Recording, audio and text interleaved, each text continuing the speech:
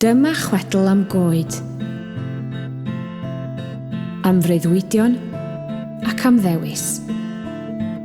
Efallai y gweled i'n rhyfedd, efallai y gweled i'n drist, ond yn fwy na dim, gobeithiaf y gweled i'n wir.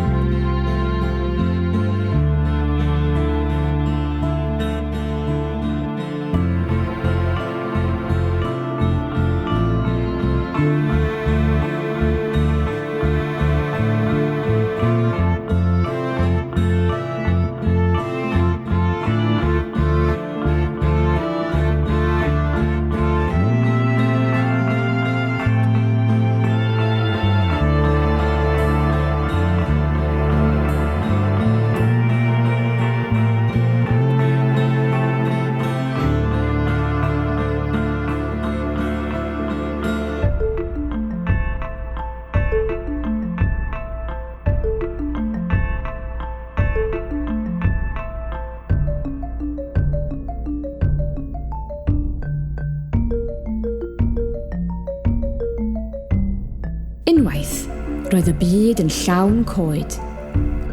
Roeddent yn sibrwd yn y gwynt, yn ymestyn tua'r nef, ac yn dal straeon y ddaear yn eu cylchoedd. Roedd yr artistiaid yn caru'r coed, oherwydd roeddent bapur iddynt greu ei breuddwydion, ond roedd ei breuddwydion yn ddiddiwedd, ac felly torasant a thorasant, nes bod y coedwigoedd wedi diflannu. Heb y coed, sychodd yr afonydd, diflannodd yr adar, a thyfodd y nen yn drwm ac yn llwchlyd. Roedd gan yr artistiaid eu papur, ond roedden nhw wedi colli'r byd.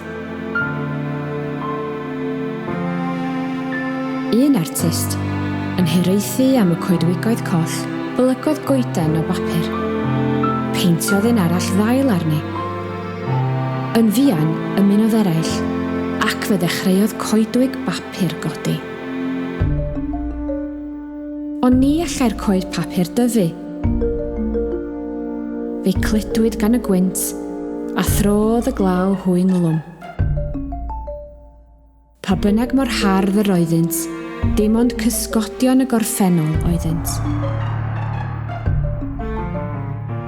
Wylodd yr artistiaid. Ni allent waith pa mor fanwl eu crefft dod â'r coed yn ôl. Roeddent wedi creu byd o ysbrydion. Yna, ni chreuodd un artist goeden. Ond hedyn, claddodd ei phapur yn ddwfn yn y ddaear, ac o'r inc, dechreuodd rhywbeth newydd dyfu. Dysgodd yr artistiaid i greu nid trwy gymryd, ond trwy roi.